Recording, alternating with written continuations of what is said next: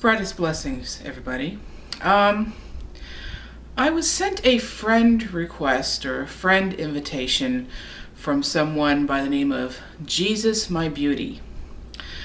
And I always check out my friend requests before I friend them, and especially before I sub to them. And I have no problem subbing or friending people that are not gay, people that are not pagan, people that are not like me. In fact, I consider it, I think that I think everybody should strive to get to know people that are different from them. He has a video series entitled Tortured in Hell, Live to Tell. And I was curious, I watched it. It's like a 4 or 5 part series, okay?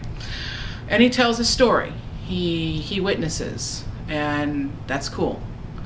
But I'm a little concerned. He started going on about how he was in the beginning, how he lived what he called a pagan lifestyle, even though he was Christian. I mean, he was what we call a bad Christian. You know, he believed in Jesus Christ and he believed in God and everything like that, but he was still still doing drugs, he was still drinking, he was still doing bad things while under the influence because he wasn't taking responsibility for his life like most drug addicts and alcoholics do, regardless of their beliefs or faith or anything like that. It's not a religious thing, dude. It's not an atheist thing. It's an alcoholic and drug addict thing. Supposedly this pagan lifestyle was him using drugs, using alcohol, and not just recreationally, sometimes some of this, some of that, maybe a little marijuana here, some beers there. We're talking heavy ass drinking, okay? Heavy ass partying. Yeah, he held down a good job, but when he wasn't working, it was party hardy, dude. He didn't care what he did. He didn't care about people. Basically, there was no consequences. Now, I'm speaking to this gentleman directly and anybody else who thinks like him. That is a lifestyle. It is not a pagan lifestyle. Dude, I've been pagan for well over 20 years. And I'll tell you something, I've never done any drugs other than things that I was prescribed. And I'm not even one of these prescription junkies. I mean, I'm talking antibiotics, okay?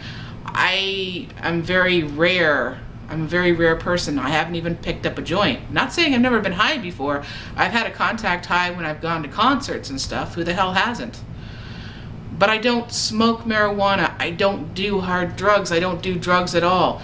I drink on occasion. I get drunk very, very, very rarely.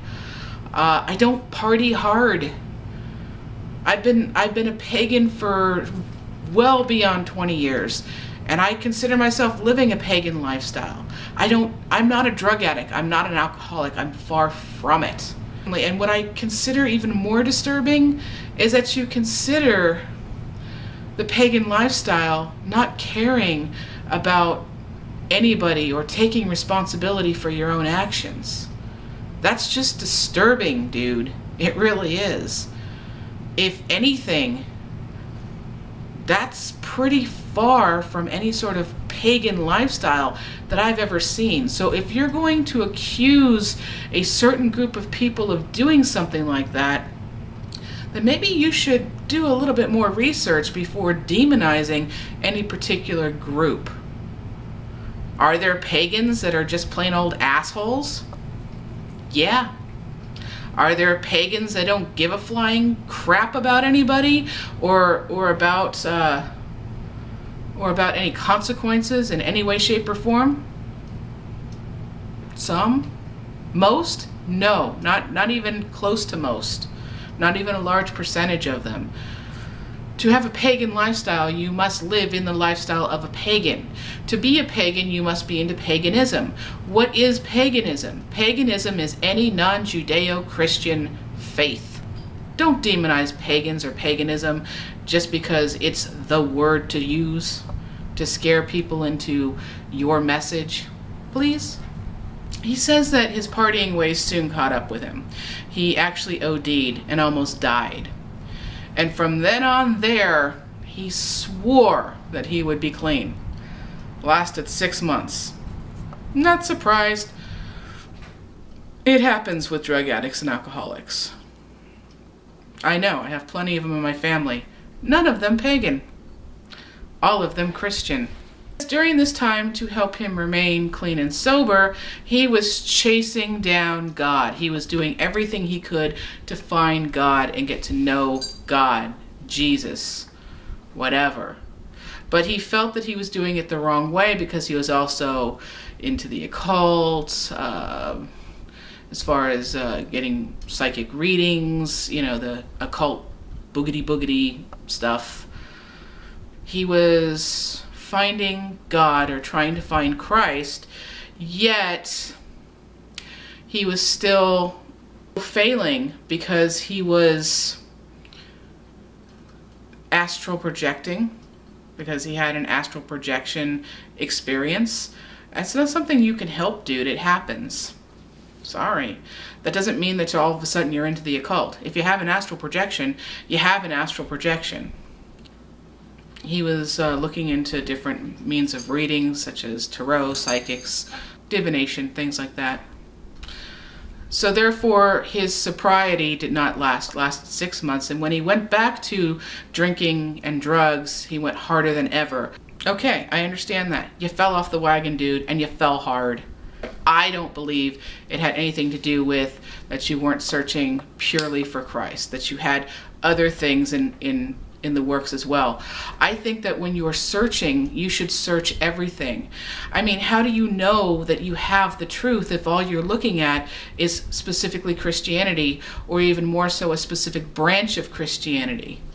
You know, look at all the different religions and beliefs and faith systems in the world, in the entire world, whether they consist of trillions of people or one.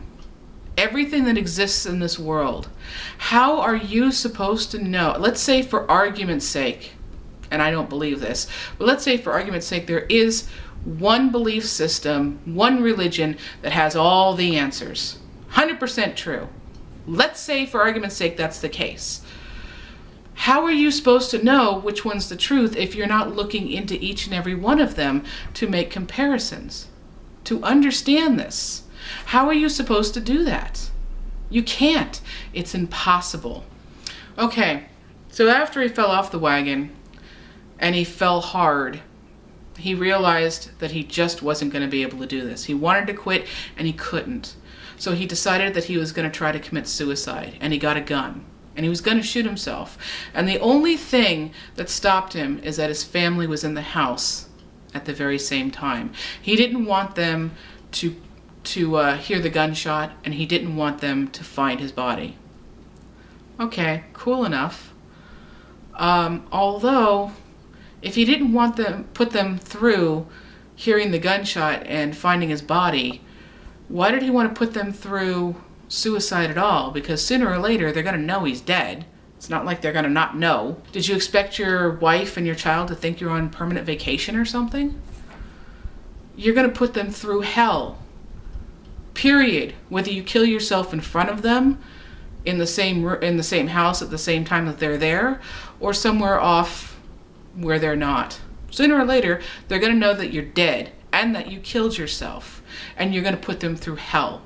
And yes, suicide was an extremely selfish thing. Selfish and chicken-hearted, if you ask me.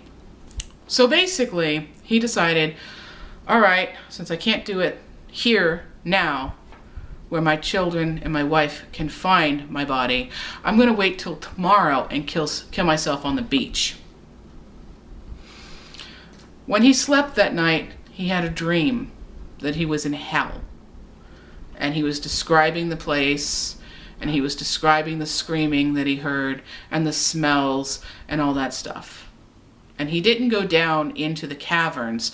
However, there was a demon that had him by the arm, and was basically trying to screw with him, scare him. It was almost like they were milking him for fear, because he ripped off his arm and he felt the bone crack, and he saw the blood and the ligaments come out like it would normally be if you ripped off your arm, but not the same as if you did it right here, right now, alive, because then all of a sudden his arm was reattached again and the demon ripped it off again. It was almost like it was just to milk him for fear. And then there was another demon that was big, like a monster, with these big ass claws, and he just swiped at him like that and just literally disemboweled him. Okay? And then as soon as he looked down, he was healed again, and he just did it again. Same thing, milking him for fear. Basically, he was being tortured in hell. I think he said that he was more afraid at first and then got used to the idea, and then he wasn't afraid anymore. But what really disturbed him is that he knew he was without God, that he was dead, that it was too late, that God would never hear his prayers, that he'd never be in God's graces again. Now, Jesus had come to him, and he had dropped down on his knees and wanted to be respectful, didn't know how to talk to Jesus. According to him, Jesus was so beautiful and had such a loving look on his face, and obviously loved him, thought more of him than he truly was. Now, and he just kept on going on about the beauty of Jesus, and that he looked a lot darker than any artist renditioning that he had ever seen, but he was just so beautiful. And I want to address that too.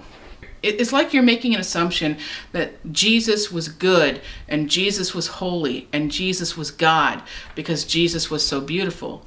But are you aware that Lucifer, or Satan himself, was one of the most beautiful of all the angels before he fell?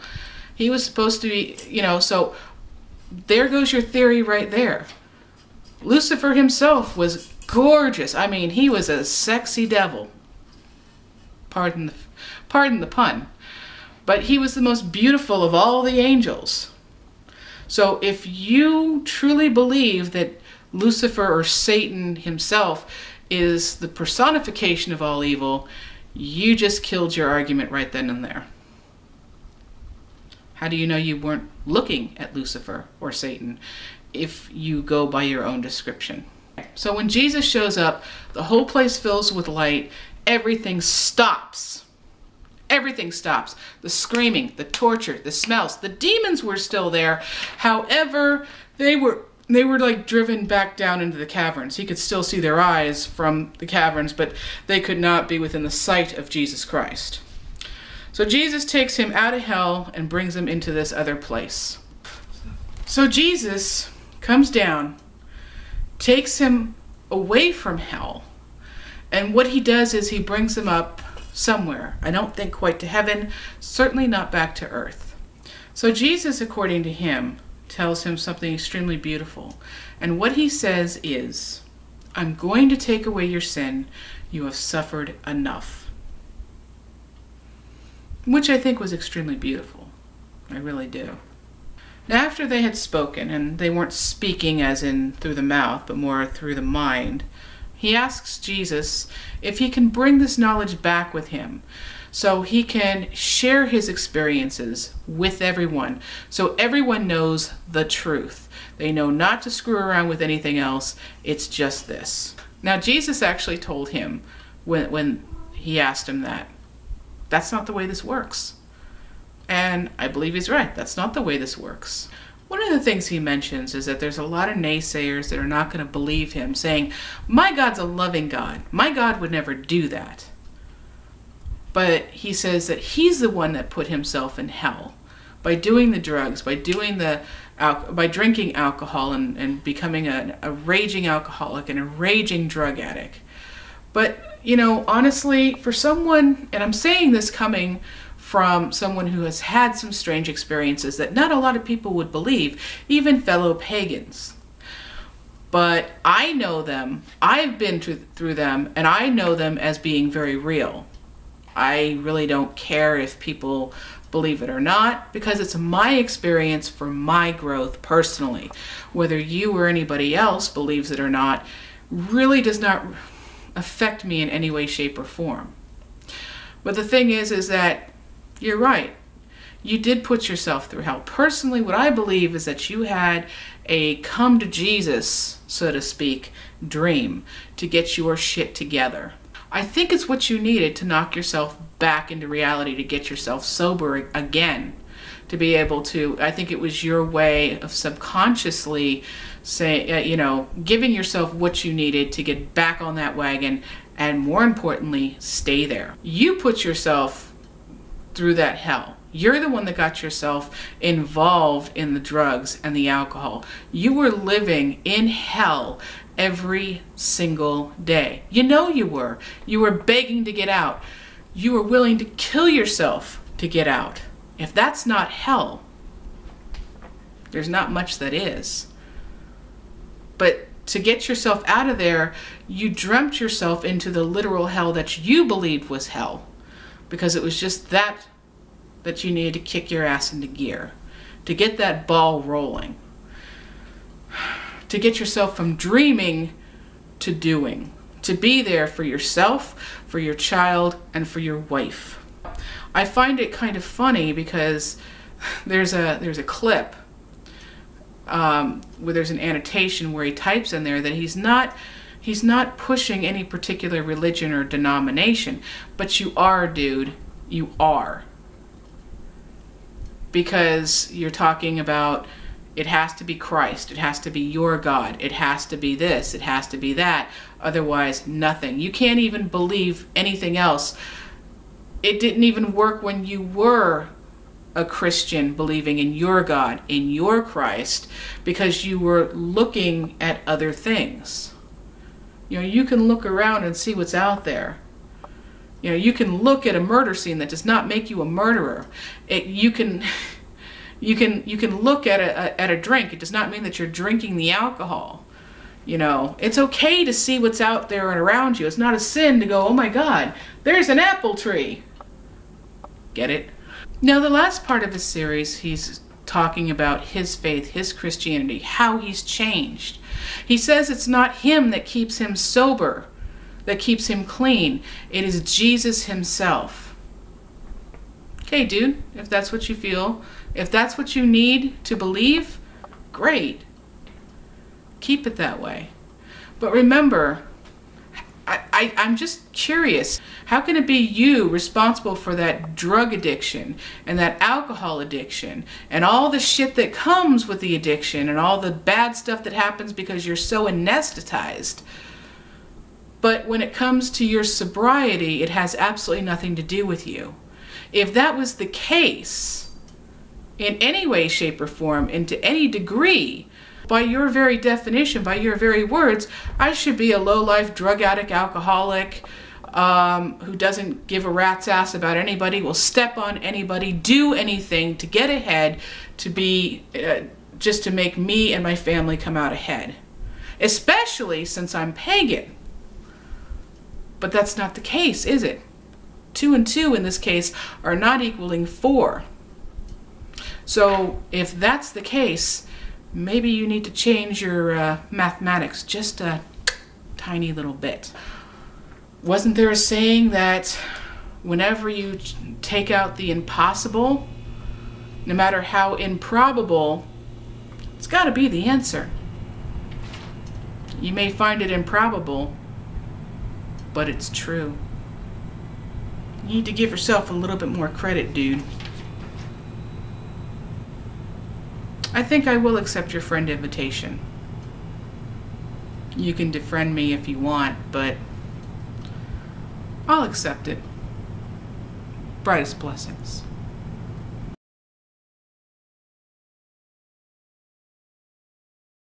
Please, I ask, if any of you, any of my friends, any of my subscribers, watch his videos. Don't dog him, don't tease him, don't give him a hard time, because that's not what I'm about, and I really don't want my subscribers to be known for that either. Okay, but if you've seriously got issues, talk with him, deal with him, talk to his subscribers, talk to those listening to this message, and try to do what I'm doing here. Now,